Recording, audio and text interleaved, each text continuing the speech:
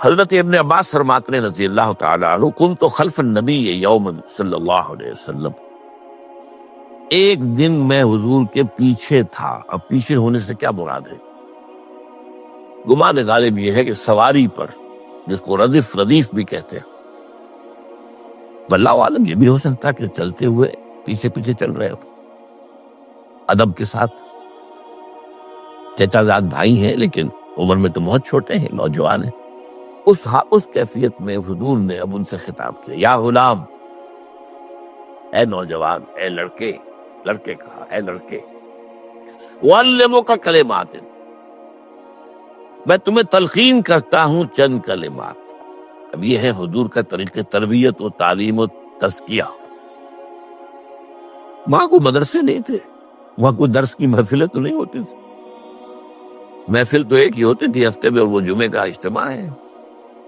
باقی حضور کی صحبت ہے، فجر کی نماز کے بعد بھی آپ بیٹھے ہیں، صحابہ بھی بیٹھ گئے، کچھ گفتگو ہو رہی ہے، اسی میں تربیت، اسی میں تعلیم، اسی میں تزکیہ۔ وہ علیحدہ ذکر کے حلقے جو ہے وہ ضربے مارنے کے لیے، یہ تو نہیں تھے، یہ تو بات کی ایجاد ہے، میں تو سب مانتے ہیں کہ یہ بات کی ایجاد ہے، یہ مصنون چیزیں نہیں۔ بہرحال حضور نے اے لڑکے یا اے بیٹے، جو بھی آپ اس کا ترجمہ کریں، میں تمہیں چند باتیں سکھاتا ہوں۔ مطلب کیا ہے؟ وَعَلِّمُكَ کلمات، توجہ سے سنو، غور سے سنو، حفظ جان بنا لو۔ احفظ اللہ یحفظک، پہلا کلمہ، اللہ کی حفاظت کرو، وہ تمہاری حفاظت کرے گا۔ اب اس سے مراد کیا ہے؟ عام طور پر سمجھا گیا ہے کہ اللہ کے احکام کی حفاظت کرو، کوئی حکم ٹوٹنے نہ پائے، وہ تمہاری حفاظت کرے گا۔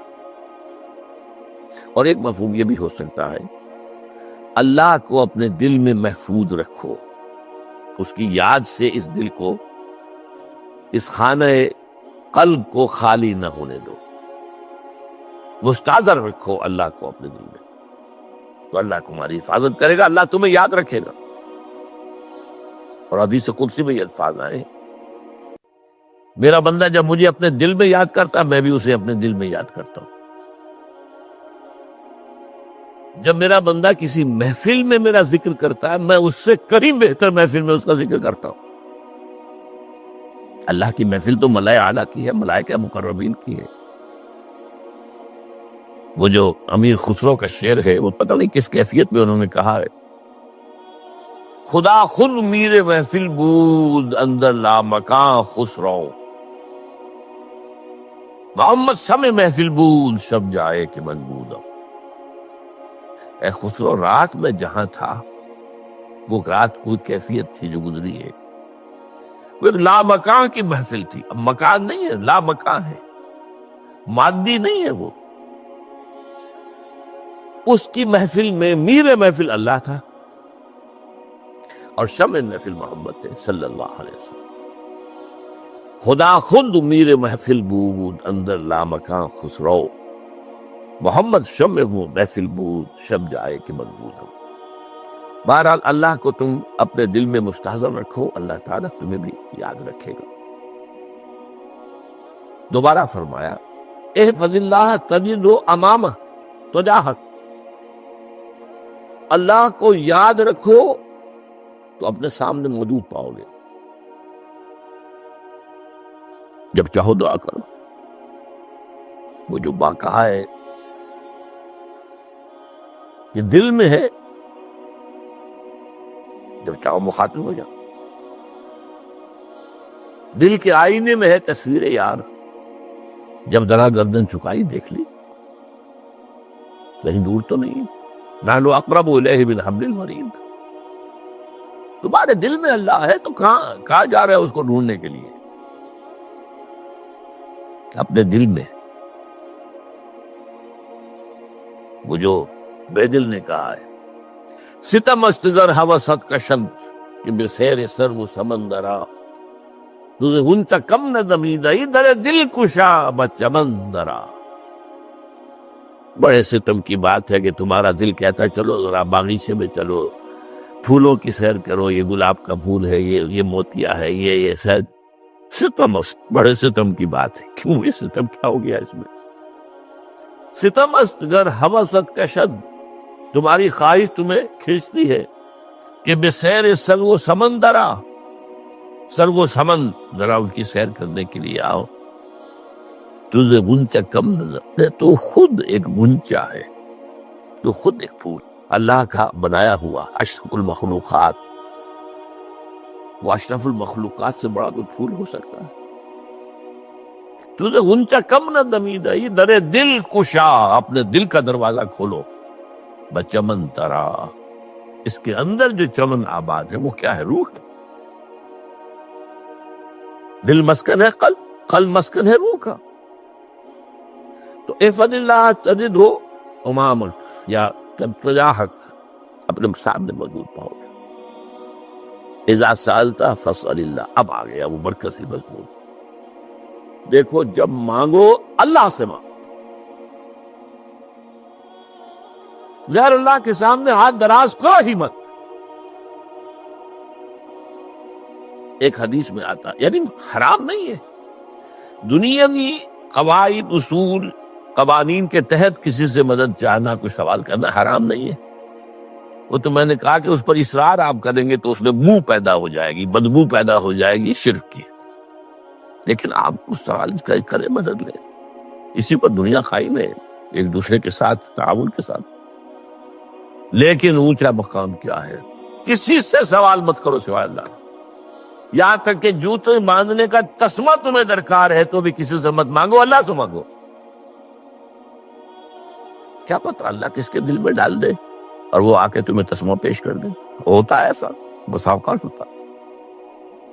جو اللہ کے ساتھ لو لگا کر رکھنے والے ہیں ان کے تو ایسے واقعات ہوتے ہیں کہ دل میں ایک بات آئی اور اس کے بعد وہی بات جو ہے وہ کوئی شخص آ گیا، اس نے وہ بات پوری کر دی، کیونکہ لوگوں کے دل جو ہے وہ تو اللہ کی دو انگلیوں کے مابین چاہتا پھر دیتا۔ کیا پتہ اللہ کسی فرشتے کو انسانی شکل میں بھیج دے، کہتا ہے فرشتہ آتا ہے انسانی شکل میں، آپ کی تکلیف کو رفع کر دے، آپ کی ضرورت کو پورا کر دے۔ اسی سے مانگو، کسی اور سے مت مانگو۔ یہ ہے توحید کا لب لباب۔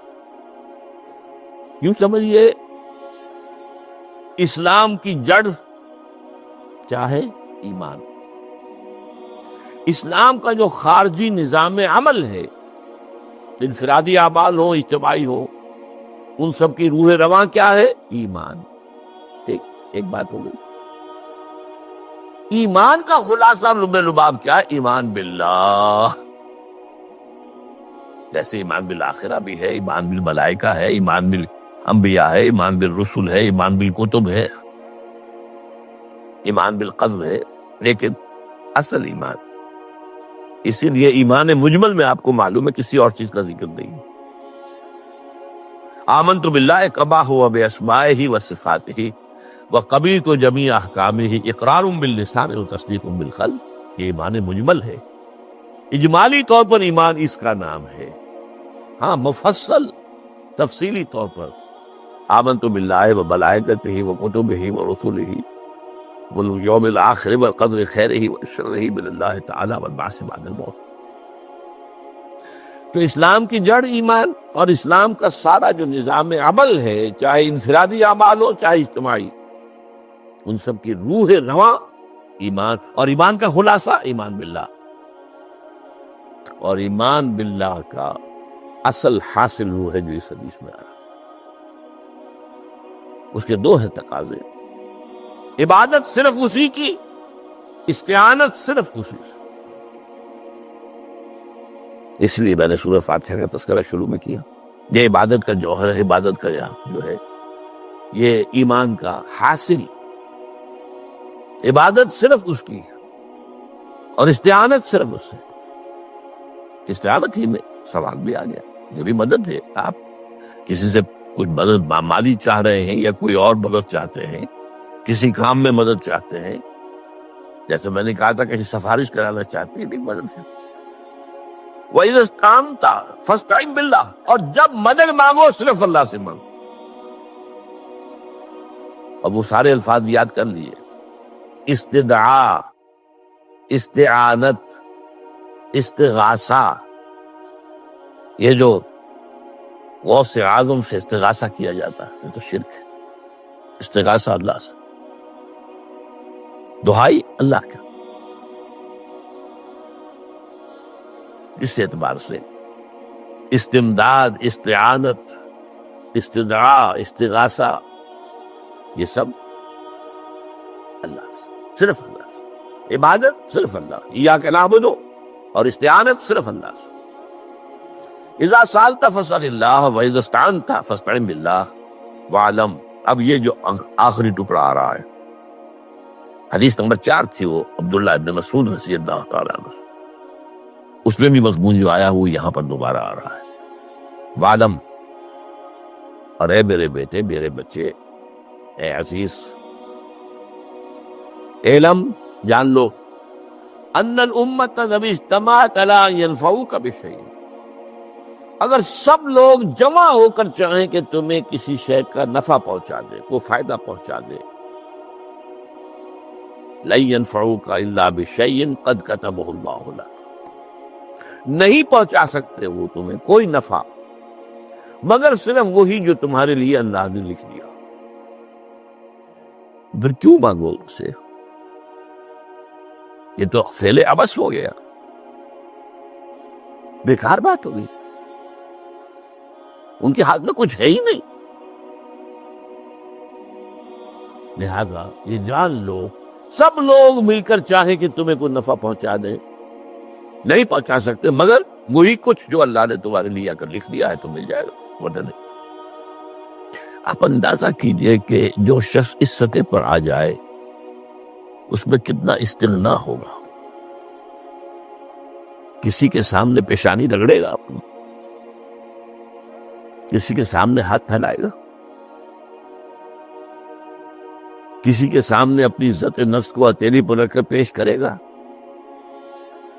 تم نے سوال کیا تو عزت نفس تو تم نے اس کے سامنے پیش کر دی، اب وہ چاہے تو کچھ اس کا لحاظ کر لے، چاہے تو ٹھوکر مار دے تمہاری عزت نفس۔ یہ وہ مقام ہے، جب مانگو صرف اللہ سے، جب مدد طلب کرو صرف اللہ سے، اور جان لو اگر تمام لوگ جمع ہو کر تمہیں کوئی فائدہ پہنچا ہو جائے، نہیں پہنچا سکتے، الا بشیء قد کتب اللہ لک وان اجتمعوا علی ان یضروک بشیء لم یضروک الا بشیء قد کتب اللہ علیک، اگر سب مل کر چاہے تمہیں کوئی نقصان پہنچا دے، نہیں پہنچا سکتے مگر وہی کچھ جو اللہ نے تمہارے لیے لکھ دیا۔ اب بتائیے خوف کی جڑ کٹ جائے گی کہ نہیں؟ یہ جو ایمان جو ہے یہ خوف اور حزن دونوں سے نجات دلانے والی بات ہے۔ جو حقیقی مومن ہے وہ اللہ کا ولی ہے، حقیقی مومن وہ اللہ کا ولی، اور الا ان اولیاء اللہ لا خوف علیہم ولا هم يحزنون۔ یہ اولیاء اللہ کو علیحدہ مخلوق نہیں ہے، کوئی ان کے سر پہ سینگ نہیں ہوتے، انسان ہی ہوتے ہیں، لیکن حقیقی معنی میں مومن اس ان اعتبارات سے جو آج ہم پڑھ رہے ہیں، ایمان اس درجے کا پہنچ گیا تو اللہ کا ولی۔ اور لوگ کے لیے خوف کس بات کا ہوگا؟ کس سے خوف کروں؟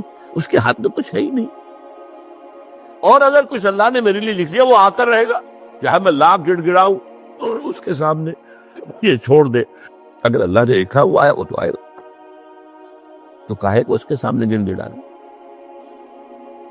کاہے کو جبسائی کرنا اس کے سامنے، اور کسی کے ہاتھ میں کچھ ہے ہی نہیں، میرا خیر ہے ہی نہیں، کاہے کو خوشامد کرو اس کی۔ اور سنیے، رفعت الاقلام، دیکھو نوجوان، قلمیں اٹھا لی گئی ہیں، وجفت الصحف، اور جو رجسٹر ہیں صحیفے ان کی سیاہی خشک ہو چکی ہے۔ یہ ہے وہ اللہ کا علم قدیم جس میں ہر شے لکھ دی گئی، اس کی قلم اٹھا لیے گئے۔ جیسے آپ کو معلوم ہے امتحان ہوتا تھا، 3 گھنٹے ختم ہو گئے، اسٹاپ رائٹنگ، بس اب قلم رک جانا چاہیے۔ وہ قلم تو تقدیر کا کاتب جو ہے وہ قلم اس کا اب اٹھا دیا گیا، اور جو صحیفے جن پر کے لکھا گیا ہے وہ خشک بھی ہو گئے۔ یہ تو روایت ہے جو امام ترمذی نے جس کو روایت کیا، یہ متن ان کا ہے جو ہم نے پڑھا ابھی، اور ان کا قول یہ ہے کہ یہ حدیث حسن صحیح ہے۔ لیکن یہی روایت اور انہی راوی سے عبداللہ ابن عباس سے رضی اللہ تعالیٰ عنہما اور بھی محدثین نے کی ہے، تو اس میں سے ایک اور متن جو ہے وہ یہاں پر امام نووی نے دے دیا ہے۔ احفظ اللہ تجد امامک، یہ تو پہلا وہ ٹکڑا تھا، وقت تجاہک تھا، یہاں امامک ہے، مطلب ایک ہی ہے، اپنے سامنے پاؤ گے۔ اللہ کی حفاظت کرو، اللہ کو دل میں، اللہ کی یاد کو محفوظ رکھو، گویا کہ اللہ کو مستحضر رکھو۔ ذکر اللہ کے معنی کیا ہے؟ استحضار اللہ فی القلب، یہ ذکر اللہ ہے۔ جنہیں ہم ذکر سمجھ بیٹھے ہیں وہ ذکر کے ذریعے ہیں۔ اقیم الصلاۃ لذکری، نماز قائم کرو میری یاد کے لیے، نماز ذریعہ ہے یاد کا۔ یہ علیحدہ بات ہے کہ آپ نے 17 رکعتیں بھی پڑھ لی ہو جو عشاء کی، اور یاد آپ کو آئی نہیں کوئی، آپ تو ایک میکینیکل انداز میں جو ہے وہ اٹھک بیٹھک کر رہے ہیں، اور آپ کے زبان سے کچھ نکل رہا ہے، تو اس کا آپ کے شعور سے، دل کی گہرائی سے کوئی رابطہ ہے ہی نہیں، وہ ذکر تو نہیں ہوا۔ ہاں نماز فرض تھی، وہ ادا ہو گئی، آپ کی فرض ادا ہو گئی۔ تو جنہیں ہم نے جنہیں ذکر سمجھا وہ ذرائع ذکر ہے، اللہ اللہ سبحان اللہ زبان سے، یہ تاکہ اس کے نتیجے میں وہ ذکر حاصل ہو جائے۔ استحضار اللہ فی القلب، ذکر کے معنی ہے استحضار اللہ فی القلب۔ تعرف الی اللہ فی الرخاء، اور دیکھو کشادگی کے وقت میں تم اللہ کو یاد رکھو، اللہ کی طرف رجوع کیے رہو، بھول نہ جاؤ۔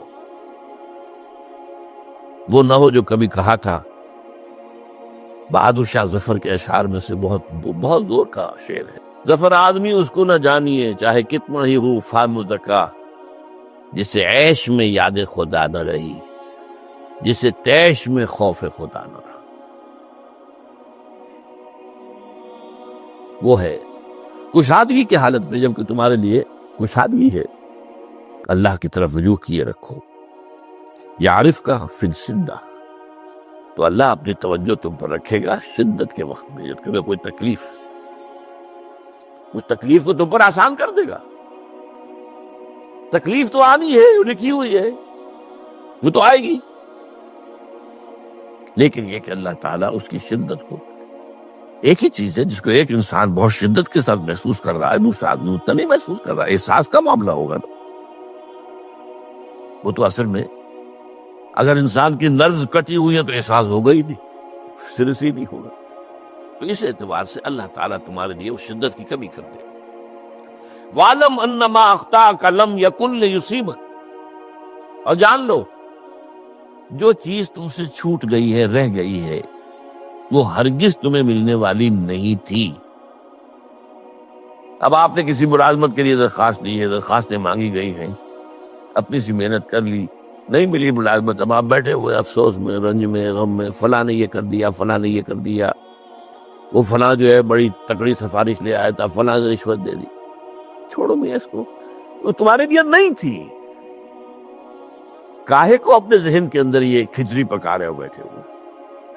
خامخواہ آپ شاید سوء ظن میں بھی مبتلا ہو رہے ہو، کسی نے نہ رشوت دی اور آپ سمجھتے ہو کہ رشوت دی ہے اس نے۔ یہ ساری چیزیں جو ساری سیئات، ان کی جڑکٹ ہے۔ وَعْلَمْ أَنَّمَا أَخْطَأَكَ لَمْ يَكُنْ لِيُصِيبَكَ وَمَا أَصَابَكَ، جو چیز تم پر آ گئی، لَمْ يَكُنْ لِيُخْطِئَكَ، ہو ہی نہیں سکتا تھا کہ وہ تم پر نہ آ گئی۔ یہ کر لیتا تو ہو جاتا، شاید یہ کر لیتا، میں نے ٹیکا پہلے لگوا دیا ہوتا تو یہ بات نہ ہوتی۔ بھائی وہ جو ہونا تھا وہ ہونا تھا۔ اب یہ وہ چیز ہے جس سے انسان میں کیفیت پیدا ہوتی، تسلیم و رضا۔ ہم بھی تسلیم کی خو ڈالیں گے، بے نیازی تیری عادت ہی صحیح، اے اللہ جو تو نے چاہا مجھے قبول ہے۔ اسی لیے میں نے آپ کو آیتیں سنائی سورہ تغابن کی، ما اصاب من مصیبت الا باذن اللہ، کوئی مصیبت نہیں آتی مگر اللہ کے اذن سے۔ وَمَن یؤمن باللہ یہد قلبہ، جو اللہ پر ایمان رکھتا ہو اللہ اس کے دل کو ہدایت دے دیتا ہے۔ ہدایت کس بات کی؟ تسلیم و رضا۔ ستمش گر حوست کشد کہ مسر سر و سمندرا. نہیں، یہ دوسرا شعر میں پڑھنا چاہتا تھا. سر دوستاں سلامت کہ تو خنجر آزمائی، نہ شبد نصیب دشمن کے شبد ہلا کے تیلت. اے اللہ تیری طرف سے ہے، مجھے قبول ہے، اور بظاہر مجھے تکلیف ہو رہی ہے، لیکن یقیناً اس میں میرا کوئی خیر ہے.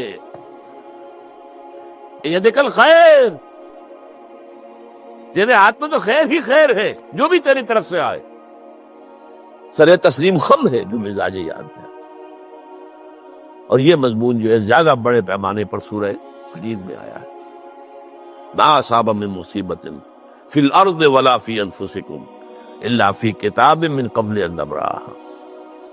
کوئی مصیبت نہیں آتی نہ تمہاری جانوں میں نہ زمین میں. زمین میں زلزلہ آ جانا، سیلاب آ جانا، کچھ اور زمین کا دھنس جانا، یا یہ ہے کہ تمہاری جانوں میں کوئی بخار ہو گیا، کوئی اور تکلیف ہو گئی، اچانک معلوم ہوا کہ ثابت جو کینسر ہے، اور کینسر بھی اب 3rd سٹیج کو پہنچ چکا ہے.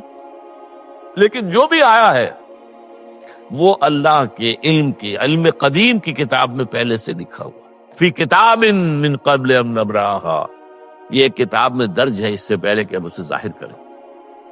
اس کا نتیجہ کیا نکلنا چاہیے؟ لیکن لا تاسوا علی ما فاتکم ولا تفرحوا بما آتاکم. افسوس نہ کیا کرو جو تم سے جاتا رہے، چھوٹ جائے. کوئی عزیز فوت ہو گیا، کوئی موقع ہاتھ سے نکل گیا، ارے بھائی میں چوک گیا، بڑا موقع تھا، اب اس پر افسوس کر رہے ہیں. نہیں، جو چیز لیکن لا تاسوا علی ما فاتک ولا تفرحوا بما آتاک، جو اللہ تمہیں دے دے اس پر اتراؤ مت. وما اصابک لم یکن لیخطئک واعلم ان النصر مع الصبر. اور جان لو اللہ کی مدد صبر کے ساتھ آتی ہے، جو آئے اس کی طرف سے جھیلو. زبان پر کلمہ شکوہ اور شکایت نہ آئے، اللہ سے شکایت نہ آئے. تسلیم و رضا، جو تیری رضا ہے.